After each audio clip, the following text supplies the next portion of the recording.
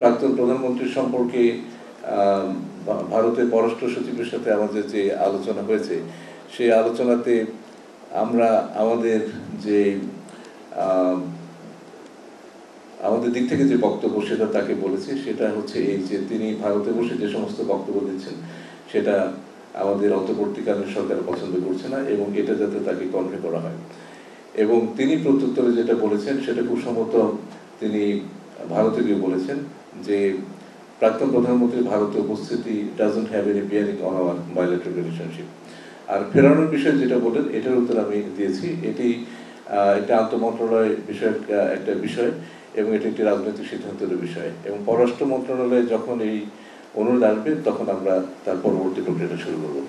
আগে দেখলাম যে আমাদের জলসীমা থেকে ভারতের একটি শিপ আমাদের একটি শিপকে নিয়ে গেল, এবং তারপরে কিছু বিতর্কিত ছবি করে পোস্ট করা হয়েছে।